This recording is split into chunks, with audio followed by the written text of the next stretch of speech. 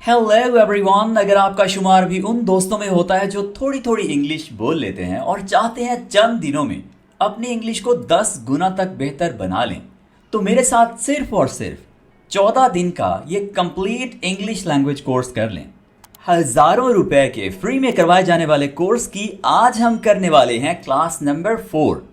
चलिए बिला ताखीर हमारे आज के सबक का आगाज कर लेते हैं। जब आपके पास कुछ करने को, बताने को, एक्सप्लेन करने को हो और आपने ये बात किसी को इंग्लिश में बतानी हो, कहनी हो कि मेरे पास ये बताने को है, ये करने को है, ये एक्सप्लेन करने को है, तो आप ये बात बड़ी ही आसानी से इस स्ट्रक्चर को यूज़ करते हुए इंग्लिश में बता सकते हैं। आई हैव समथिंग और उसके बाद वर्ब की फर्स्ट फॉर्म। सेंटेंसेस देख लेते हैं। I have something to complete. आपका दोस्त आपको आके बोलता है चलो यार थोड़ी देर बाहर चलते हैं, आउटिंग करते हैं, और आप कहते हैं सॉरी मैं अभी नहीं जा सकता, I have something to complete. I have something to complete. I have something to share with you. I have something to share with you. I have something to share with you. मेरे पास आपके साथ कुछ share करने को है। I have something to tell you. मेरे पास आपको कुछ बताने को है। I have something to explain to you. मेरे पास आपको कुछ एक्सप्लेन करने को है। I have something else to consider. मुझे किसी और चीज़ को कंसिडर करना है। यहां तक हमने सिर्फ और सिर्फ अपने लिए बताना सीखा कि मेरे पास अगर कुछ है बताने को, करने को, एक्सप्लेन करने को, तो कैसे इस स्ट्रक्चर का यूज़ करते हुए हम ये बात कह सकते हैं। अब हम थोड़ा सा इसको एक्सपैंड करते हैं और सीखते हैं कि अगर किसी और शख्स के पास कोई बात है बताने को, कुछ करने को है, तो वो ये बात कैसे कह सकता है, या हम किसी और शख्स के बारे में बताने के लिए कि उसके पास कुछ करने को है, कुछ बताने को है, तो हम ये बात कैसे कह सकते हैं। यानी दूसरे सब्जेक्ट्स के लिहाज से हम इस स्ट्रक्चर को कैसे चेंज करते हैं सादा लफ्ज़ों में। सबसे पहले सब्जेक्ट के लिहाज से देख लीजिए।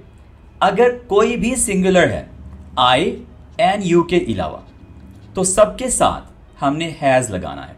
ठीक है, इनके अलावा सबके साथ हमने हैज़ लगाना है, और आई एंड यू को शामिल करते हुए जितने भी प्लूरल्स हैं उन सबके साथ हमने हैव लगाना है। ठीक है, तो ये बात याद रहेगी। हैव किन के साथ? आई, यू एंड जितने भी प्लूरल्स हैं, दो या दो से ज़्यादा लोग हैं, सब के लिए हैव आएगा। They have, we have, Asim and Kasim have, और जितने भी प्लूरल्स हैं, राइट। और हैज़ किन के साथ आएगा? जो लोग सिंगुलर्स हैं। डॉक्टर है, एक है, तो उसके साथ has. Doctor has something to tell her. Okay, इसी तरह से कोई भी एक शख्स है तो सबके लिए हैज़, और जितने भी प्लूरल्स हैं उनके साथ हैव, और आई के साथ भी हैव, और यू के साथ भी हैव। ओके, ये बात क्लियर हो गई। मूविंग ऑन, हम ज़रा डिस्कस करते हैं कि अगर यही बात किसी के लिए हमने पास्ट में कहनी हो कि उसके पास कुछ बताने को था, कुछ करने को था, तो हम कहेंगे had something, he had something, she had something, right. और अगर प्रेजेंट की बात करें तो हमने अभी अभी सीखा have something and have something, और फ्यूचर के लिए विल हैव समथिंग। देखिए, एक छोटा सा सिनेरियो डिस्कस कर लेते हैं कि विल हैव समथिंग का यूज़ हम कैसे कर सकते हैं, किस सिचुएशन में कर सकते हैं। सिंपली कल नाश्ते के बाद की बात हो रही है कि नाश्ते के बाद हमने टूर के लिए निकलना है, राइट। दोस्तों के दरमियान बात हो रही है। एक दोस्त बोलता है sorry I will have something to do और to complete tomorrow after the breakfast. Okay, और I will have something to complete tomorrow and it will take a whole day. ठीक है, पूरा दिन लग जाएगा। I will have something to complete, right. तो इस तरह से आप had something, have something, will have something का यूज़ कर सकते हैं डिफरेंट टेंसेस के लिहाज से। ऑलराइट, कुछ रिलेटेड फ्रेजेस हैं। आप एग्जैक्टली आई हैव समथिंग के अलावा ये भी यूज़ कर सकते हैं। There is something I have to complete. There is something I have to complete. इसी तरह से I've got something to share with you. I've got something to share with you. मेरे पास कुछ है आपके साथ शेयर करने को। I've got something to tell you। जी, तो हमने ये सीख लिया कि अगर मेरे पास या किसी के पास कुछ बताने को है, कुछ करने को है, तो इस बात को इंग्लिश में कैसे कहते हैं। अब ज़रा सीखते हैं कि अगर नहीं है कुछ बताने को या कुछ करने को, या हमें किसी से सवाल पूछना है कि क्या आपके पास कुछ बताने को है, तो ये बात कैसे पूछेंगे, यानी नेगेटिव सेंटेंसेस कैसे बनाएंगे, इंट्रोगेटिव सेंटेंसेस कैसे बनाएंगे। ठीक है, ऑलराइट, सिंपल सा स्ट्रक्चर है। सबसे पहले सब्जेक्ट आ जाएगा, उसके बाद डू और डज में से एक चूज़ करेंगे। आई, यू और जितने भी प्लूरल्स हैं उनके साथ डू लगेगा, और जिनके साथ हमने हैज़ लगाया था उनके साथ हम डज लगाएंगे। राइट, उसके बाद नॉट, फिर हैव, सबके साथ हैव, यहाँ पर हैज़ का कोई भी यूज़ नहीं है। ठीक है, फिर एनीथिंग। इसी तरह से एक और स्ट्रक्चर भी यूज़ कर सकते हैं, सिंपली सब्जेक्ट, हैव और हैज़, ओके, और फिर नथिंग। ओके, इस तरह से ये दोनों स्ट्रक्चर्स आप यूज़ कर सकते हैं। जो आपको अच्छा लगे आप वही यूज़ कीजिए, या दोनों सीख लीजिए, जब जिस तरह से आपको मुनासिब हो वैसे यूज़ कर लीजिए। I do not have anything to tell you, मेरे पास आपको कुछ भी बताने को नहीं है। I do not have anything to tell you. She doesn't have any secret to reveal. She doesn't have, does not को कॉन्ट्रैक्शन फॉर्म में क्या कहेंगे, डजंट। ठीक है, doesn't have any secret to reveal. I have nothing to share with them. I have nothing to share with them. She has nothing to hide now. She has nothing to hide now. Okay, तो ये देखिए हमने nothing के साथ sentences कैसे बनाए हैं। She has nothing, I have nothing। ये simple है, आसान है। यहाँ पर ज़रा थोड़ा सा structure जो है वो लंबा हो जाता है, sentences भी lengthy हो जाते हैं। तो he has, she has nothing, right, और उसके बाद सेंटेंस का बाकी जो हिस्सा है। अगर आपने सवाल पूछने हो तो डू और डज शुरू में आ जाएगा। यहाँ पर देखिए दोस्तों, डू और डज के साथ ही आपने सवाल करने हैं। उसके बाद सब्जेक्ट आ जाएगा।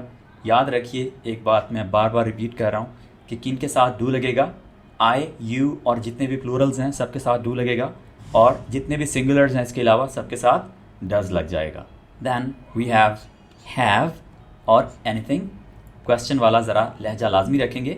Do you have anything to tell me, do you have anything to tell me. Does she have any secret to reveal, does she have anything to give him. ठीक है, क्या उसके पास उसे कुछ देने के लिए है, देने को है। राइट, तो इस तरह से हमने बड़ी ही आसानी से आई हैव समथिंग सीखते हुए बहुत सारी और बातें सीख ली हैं। दोस्तों, हमारा पहला स्ट्रक्चर कंप्लीट हो गया है। आई होप आपको ये क्लियर हो गया होगा। आगे बढ़ते हैं, हमारा सेकंड स्ट्रक्चर आ जाता है हाउ कम। इस स्ट्रक्चर को हम यूज़ करते हैं किसी भी बात पर हैरानी का इजहार करने के लिए कि आखिर कोई चीज़ क्यों है, ऐसी कैसे हो गई है, या ऐसी क्यों हुई है, या ऐसी है कैसे। जब हम इन अल्फाज में हैरानी का इजहार करना चाहें तो हम इस सिंपल से स्ट्रक्चर का यूज़ करते हैं, हाउ कम, और उसके बाद subject and then verb. Okay, आपने इसके वर्ड टू वर्ड ट्रांसलेशन की तरफ नहीं जाना कि कम का मतलब तो होता है आना, तो हाउ कम मतलब कोई चीज़ कैसे आ गई है, नो। ये थोड़ा इडियोमैटिक है, तो इसका मतलब आपने सिंपली यूज़ के लिहाज से समझना है कि हाउ कम, और उसके बाद आप इसका यूज़ करें और हैरानी का इजहार कर लें। Right, how come parents worry so much. हम यूं सर की एक साइड पे हाथ रख के बैठे हुए हैं, ठीक है, अगर how come parents worry so much, आखिर पेरेंट्स जो हैं वो इतना परेशान क्यों होते हैं। How come you are so upset, आखिर तुम इतना परेशान क्यों हो। How come he will not call you, daily तो वो तुम्हारे साथ बात करता है या करती है, कैसे पॉसिबल है, कैसे हो सकता है कि वो तुम्हें कॉल ना करे। How come he will not call you, how come you always question me, आखिर तुम मुझे हमेशा इतने सवाल क्यों करते हो, कैसे कर लेते हो इतने सारे क्वेश्चंस। ठीक है, तो ये जो कैसे कर लेते हो ना, इसको हम हाउ कम कहते हैं। ठीक है, how come she will not come here, दोस्त की शादी है और बेस्ट फ्रेंड के बारे में बात हो रही है कि वो यहाँ कैसे नहीं आएगी, कैसे हो सकता है। How come she will not come here. ठीक है, ओके, अब तक हमने मिक्स्ड सेंटेंसेस डिस्कस किए। अब ज़रा बात कर लेते हैं ऐसे सेंटेंसेस की जो पास्ट के लिहाज से हैं, नेगेटिव सेंटेंसेस हैं, और फ्यूचर के लिहाज से हम यही हाउ कम यानी हैरत वाली, हैरानी वाली बातें कैसे कर सकते हैं। सबसे पहले पास्ट के लिहाज से देख लेते हैं। हाउ कम, उसके बाद सब्जेक्ट आ जाएगा और वर्ब की सेकंड फॉर्म आएगी, ठीक है। How come she went home early, how come she went home early, क्यों, आखिर वो क्यों जल्दी घर चली गई, उसे तो शादी ख़त्म होने तक यही होना चाहिए था, because she is the best friend of the bride, वो दुल्हन की बेस्ट फ्रेंड है, तो उसको शादी ख़त्म होने तक यही होना चाहिए था, तो वो जल्दी क्यों चली गई। ओके, तो यहाँ देखिए वर्ब की कौन सी फॉर्म, सेकंड फॉर्म, राइट। तो इस तरह से हम पास्ट के लिहाज से किसी बात पर हैरानी का इजहार कर सकते हैं, ठीक है। अब ज़रा नेगेटिव सेंटेंसेस कैसे बना सकते हैं। How come you aren't ready, how come you aren't ready, तुम तैयार क्यों नहीं हुए हो, ठीक है। तो ये वाई, हैरानी वाले वाई के लिए भी हम हाउ कम का यूज़ करते हैं। How come you aren't ready, okay.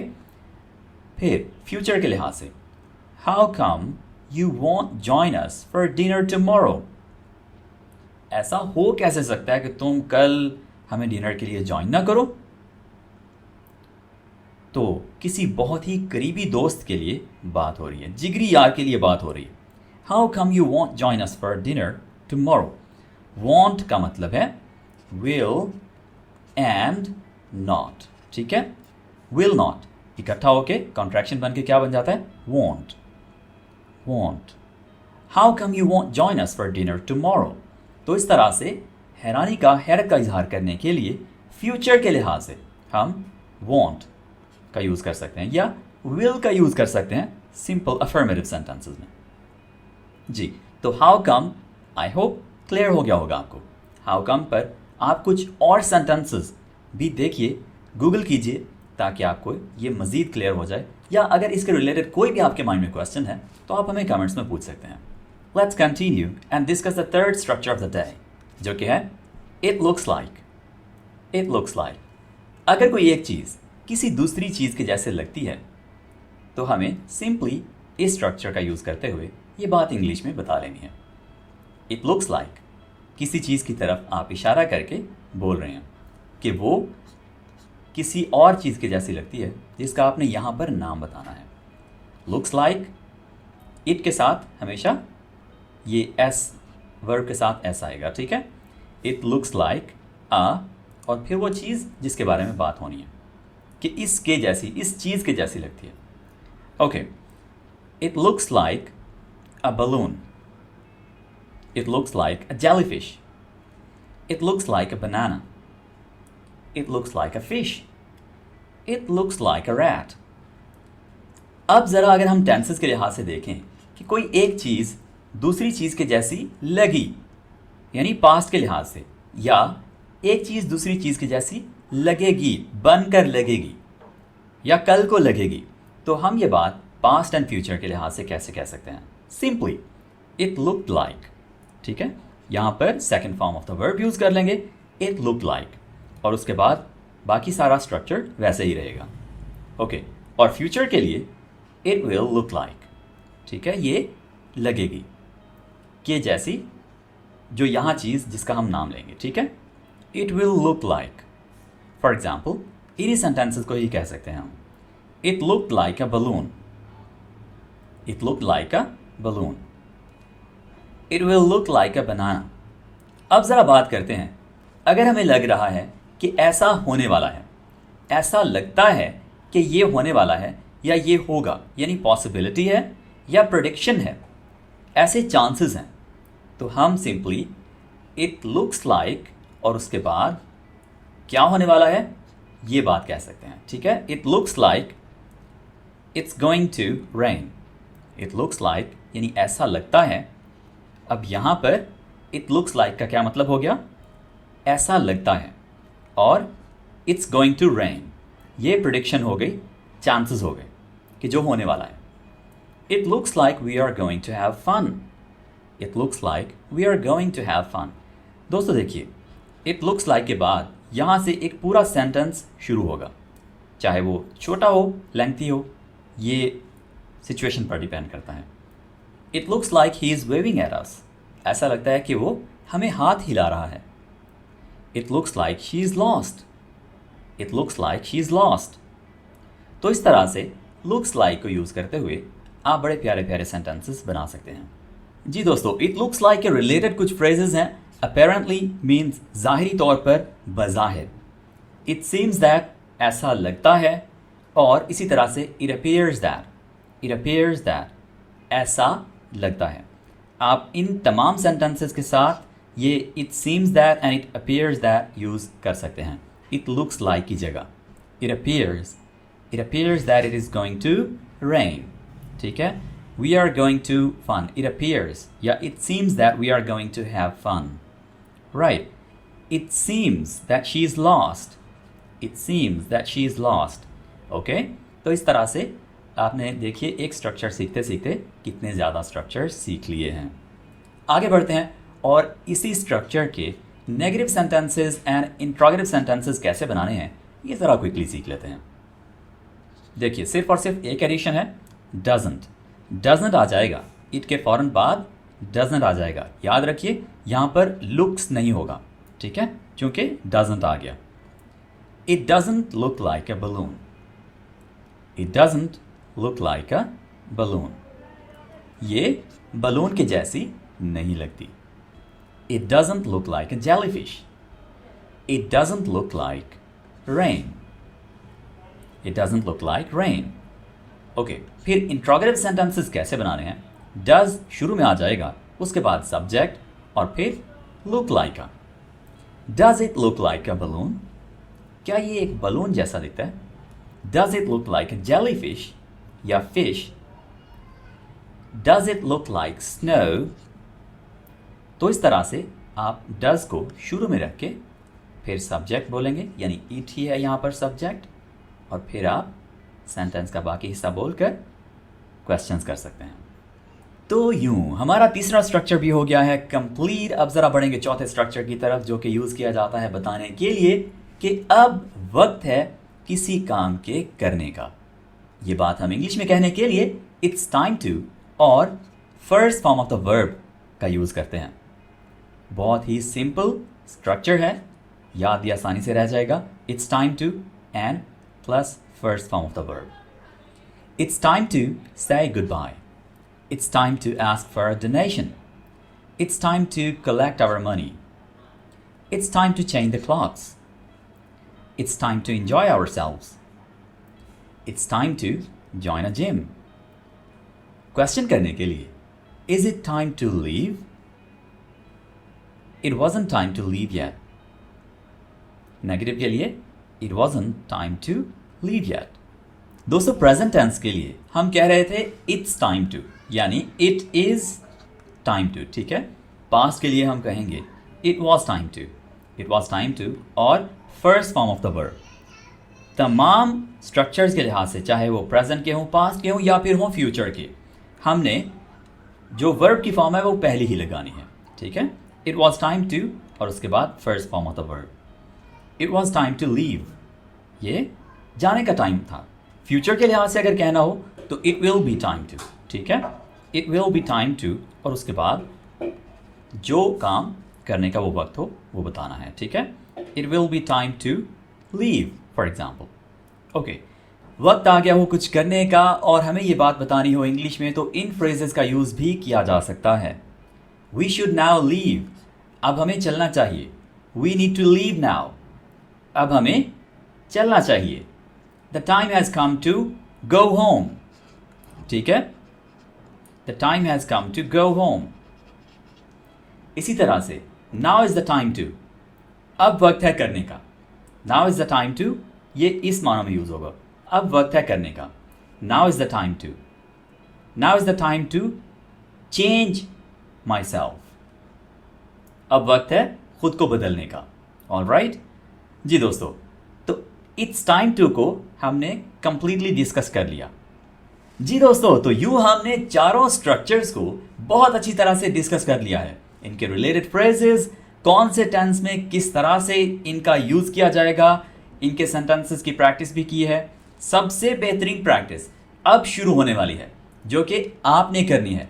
दोस्तों, हर एक स्ट्रक्चर को लीजिए और इन पर दो दो सेंटेंसेस बनाकर या हमें कमेंट्स में चेक करवा लें या हमारे दिए गए व्हाट्सएप नंबर पर आप हमसे कांटेक्ट करके वहां पर भी प्रैक्टिसेस चेक करवा सकते हैं। जी, तो चारों स्ट्रक्चर पर एटलीस्ट एक एक सेंटेंस तो लाजमी बनाएं और हमें यहाँ YouTube पर कमेंट सेक्शन में चेक करवाएं। हम आपकी प्रैक्टिसेस लाजमी चेक करते हैं दोस्तों, और आपको जहाँ पर आपकी मिस्टेक्स हों बताते हैं, गाइड करते हैं। अगर इन स्ट्रक्चर्स के अलावा भी आपका इंग्लिश लर्निंग के रिलेटेड कोई भी क्वेश्चन हो तो आप हमसे कमेंट्स में लाजमी पूछिए। आज के लिए इतना ही, मिलते हैं अगली वीडियो के साथ AQ इंग्लिश पर बहुत जल्द। Take care, bye for now.